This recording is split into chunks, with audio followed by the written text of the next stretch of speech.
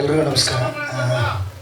ಪ್ರತಿ ಇವೆಂಟಿಗೆ ಬರ್ಬೇಕಾದ್ರೂ ಏನು ಮಾತಾಡಬೇಕು ಅಂತ ಎಲ್ಲ ರಿಹರ್ಸಲ್ ಮಾಡ್ಕೊಂಡು ಬಂದಿರ್ತೀನಿ. ಇಲ್ಲಿ ಬಂದಮೇಲೆ ಏನು ಮಾತಾಡ್ಬೇಕು ಅಂತ ಗೊತ್ತಾಗುತ್ತೆ. ನನ್ನ ಚಪ್ಪಲಿ ಹರಿದೋಗಿದೆ, ಪೌಡ್ರ್ ತರಕ್ಕೆ ಹೋಗಿದ್ದೆ, ಅರ್ಜೆಂಟಲ್ಲಿ ಹರಿದೋಯ್ತು, ಸೊ ಕ್ಷಮಿಸಿ. ನಂದು KRG ಅವ್ರ ಜೊತೆಗೆ ಮೊದಲನೇ cinema. Karthik sir, Yogi sir, thank you so much. ನೀವು ಕೆಲಸ ಮಾಡ್ತಾ ಸುಮಾರು ಜನರು ಪರಿಚಯ ಆಗ್ತಾರೆ ನಿಮಗೆ, ಸುಮಾರು ಜನರ ಜೊತೆಗೆ ನಿಮ್ಮದೊಂದು ಕನೆಕ್ಷನ್ ಆಗುತ್ತೆ. ಆ ಥರದ ಕನೆಕ್ಷನ್ ನನಗೆ ಜನಾರ್ದನ್ ಅವ್ರ ಜೊತೆಗೆ ಆಗಿದೆ. Thanks for the opportunity Janardhan sir. Cost ಎಲ್ಲ ರಘು ಸರ್ ಇವತ್ತು ನೀವು ಇದ್ದೀರಾ, ನಿಮ್ಮ ಎದುರುಗಡೆನೇ ಹೇಳ್ತಿದ್ದೀನಿ ನಾನು. ರಘು ಸರ್ ಯಾವ ಥರದ ಆ್ಯಕ್ಟ್ರು ಅಂದರೆ, ನಾವು ಬೇರೆ ಭಾಷೆಯಲ್ಲಿ ಎಲ್ಲ ಆ್ಯಕ್ಟ್ರಸ್ ಬಗ್ಗೆ ಮಾತಾಡ್ತೀವಿ. ವಿಜಯ್ ಸೇತುಪತಿ ಬಗ್ಗೆ ಮಾತಾಡ್ತೀವಿ, ಅಥವಾ ನವಾಜುದ್ದೀನ್ ಸಿದ್ದಿಕಿ ಬಗ್ಗೆ ಮಾತಾಡ್ತೀವಿ, ಇರ್ಫಾನ್ ಬಗ್ಗೆ ಮಾತಾಡ್ತೀವಿ. ಆ ಥರದ ಆ್ಯಕ್ಟ್ರ್ ಸರ್ ನಿಮ್ಮನ್ನು ನಾವು ಸೆಲೆಬ್ರೇಟ್ ಮಾಡ್ಬೇಕು. ಆ್ಯಕ್ಚುಲಿ ತುಂಬ ಖುಷಿ ಇದೆ. ನಾನು 2 ಸಿನಿಮಾ ನಿಮ್ಮ ಜೊತೆಗೆ ಆ್ಯಕ್ಟ್ ಮಾಡಿರೋದು.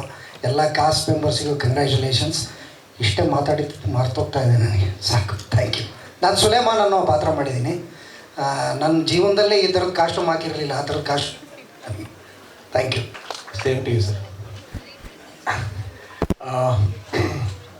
ಏನು ಹೇಳಬೇಕು, ಸಿನಿಮಾ ಬಗ್ಗೆ ಹೇಳ್ಬೇಕಾ? ಈ ಒಂದು ಆಪರ್ಚುನಿಟಿ ಸಿಕ್ಕಿದ್ದು ಕಾರ್ತಿಕ್ ಅವರು ಮತ್ತು ಯೋಗಿ ಅವರಿಂದ. ಆಮೇಲೆ ಇಡೀ ಕಾಸ್ಟು, ದಿಗಂತ್ ಆಗಿರ್ಬೋದು, ಧನ್ಯ ಆಗಿರ್ಬೋದು, ಶರ್ಮಿಳಾ ಆಗಿರ್ಬೋದು, ರವಿಶಂಕರ್ ಗೌಡ್ರು ಆಗಿರ್ಬೋದು, ಮತ್ತು ನಮ್ಮ ನಾಗಭೂಷಣ್ ಮತ್ತು ರಂಗಣ್ಣ ರಘು ಸರ್ ಅವ್ರ ಬಗ್ಗೆ ಹೇಳೋಂಗೇ ಇಲ್ಲ, ಎಲ್ಲರೂ ಹೇಳ್ಬಿಟ್ಟಿದ್ದಾರೆ. ಆಮೇಲೆ ಜನಾರ್ದನ್ ಚಿಕ್ಕಣ್ಣ ಅವರು ಗುಲ್ಟು ಸಿನಿಮಾ ಮಾಡಿದಾಗಿಂದ ನಾನು ಅವ್ರ ದೊಡ್ಡ ಫ್ಯಾನು. ಅವ್ರ ಕಡೆಯಿಂದ ಫೋನ್ ಬಂದಾಗ ನಾನೇ ಸ್ವಲ್ಪ ಶಾಕ್ ಆಗಿದ್ದೆ. ಸೊ ಸಖತ್ ಮಜಾ ಮಾಡಿದ್ದೀವಿ. ಇನ್ನೇನಿಲ್ಲ, ಸಿನಿಮಾ ನೋಡಬೇಕಷ್ಟೇ. 23ನೇ ತಾರೀಕು ಬರುತ್ತೆ. Thank you all for coming here. Bunk ಮಾಡಿ ಬಂದಿದ್ದೀರಾ? ಇಲ್ಲ, ನಾವು ಬಂಕ್ ಮಾಡಿಸಿದ್ವಾ ಅವತ್ತು? 23ನೇ ತಾರೀಕು ಬಂಕ್ ಮಾಡ್ಕೊಂಬಂದ್ಬಿಡಿ. Thank you. Actually Anirudh sir ನಿಮಗೆ ಕೇಳಲೇಬೇಕು, ಬಿಕಾಸ್ ಥರ್ಲೆ ವೈಬ್ಸ್ ಕೊಡ್ತೀರಾ. ನಿಮ್ಮ ಸೆಟ್ಟಲ್ಲಿ, ನಿಮ್ಮ ಸಿನಿಮಾ ತಂಡದ ಸೆಟ್ಟಲ್ಲಿ ಸಿಕ್ಕಾಪಟ್ಟೆ ಮೋಸ್ಟ್ ಥರ್ಲೆ ವ್ಯಕ್ತಿ ಯಾರಿರ್ತಿತ್ತು ಸರ್? ನೀವೇನಾ? ನಾನು ಮತ್ತು ಪಾರ್ಟ್ನರ್ ಇನ್ ಕ್ರೈಮ್ ದಿಗಂತ್ ತುಂಬ ಅರ್ಲಿಯಾಗಿ ಬರ್ತಿದ್ರು ಸೆಟ್ಟಿಗೆ. ಇವೆಂಟಿಗೂ ಇವತ್ತು ಹೆಂಗೋ ಮಾಯಾ ಮಾಡಿ ಅಲ್ಲೇ ಪ್ರತ್ಯಕ್ಷ ಆಗ್ಬಿಟ್ರಿ ಇವತ್ತು. ಎಷ್ಟು ಜನ ದಿಗಂತ ನೋಡ್ಬೇಕು ಅಂದಿದ್ದೀರಾ? ಹಾಂ, ಅಲ್ಲಿ ನೋಡ, ಅಲ್ಲಿ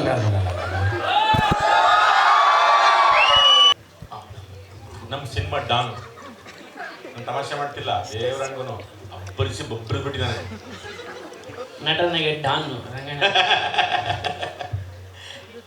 ಮೊದಲಿಗೆ ಎಲ್ರಿಗೂ ನಮಸ್ಕಾರ. ಈ ಸಿನಿಮಾ ಮಾಡೋದಕ್ಕೆ ನನಗೆ ಮೊದಲು ಕಾರಣ ಅಂತಂದರೆ ಕಾರ್ತಿಕ್ ಅವರು. ನಾವು ಟಗರು ಪಲ್ಯ ರಿಲೀಸ್ ಟೈಮಲ್ಲಿ ಹಾಗೆ ಗುರು ಒಂದು 5-6 ದಿನ ಸುಮ್ಮನೆ ಮಾಡಿದ್ರು, ತುಂಬ ಚೆನ್ನಾಗಿದೆ ಸಿನಿಮಾ, ಹಂಗೆ ಹಿಂಗೆ ಅಂತೆಲ್ಲ ಹೇಳಿ, ಅಲ್ಲೇ ಬೇಕಾದ್ರೆ ಇಲ್ಲೇ ಚಿಕ್ಕಣ್ಣ ಇದ್ದಾರೆ ಪಕ್ಕದಲ್ಲಿ ಕರ್ಕೊಂಡೋಗ್ಬಿಟ್ಟು ಹಂಗೆ ಕತೆ ಕರ್ಕೊಂಡ್ಬಂದ್ಬಿಟ್ಟು ಒಂದು 5 ನಿಮಿಷ ಹಂಗೆ ಹಿಂಗೆ ಅಂತೆಲ್ಲ ಹೇಳಿ ಹಂಗೆ ಲಾಕ್ ಮಾಡಿದರು. 5 ದಿನ ಅಂತ ಹೇಳಿದ್ರು, ಆಮೇಲೆ 15 ದಿನ ಮಾಡಿದ್ರು. ಇರಲಿ, ಈಗ ಅದನ್ನೆಲ್ಲ ವಿಜುವಲ್ಸ್ ಎಲ್ಲ ನೋಡಿದಾಗ ಭಾಳ ಖುಷಿ ಆಗುತ್ತೆ. ಸಿನಿಮಾ ತುಂಬ ಚೆನ್ನಾಗಿದೆ. ಅಂದರೆ ಅದೊಂದು ಹುಚ್ಚಾಟ ಇದೆ ಸಿನಿಮಾದಲ್ಲಿ, ಅದು ನೀವು ನೋಡಿದ್ರೆ ಕಾಣುತ್ತೆ ಅದು. ಮತ್ತು TVF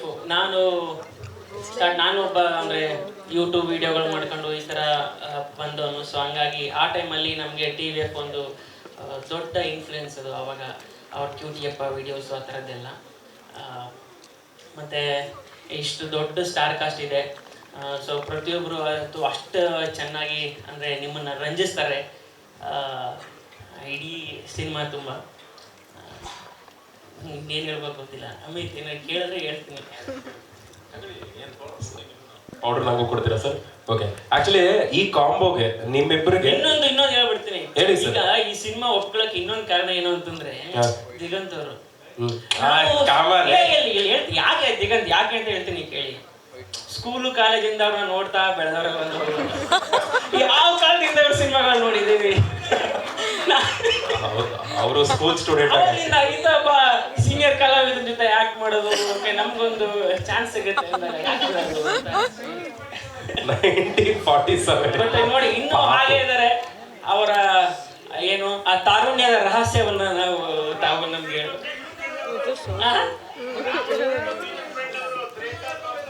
ಯಾರು ಹೌದು ಖಂಡಿತ ಇದು ಆಮೇಲೆ ಬರ್ತೇನೆ. ಅದು ಯಾರು ಯಾವ ಥರ ಕಾಂಪ್ಲಿಮೆಂಟ್ ಕೊಡ್ಬೇಕು ಅಂತ ಕೊಡಬೇಕು.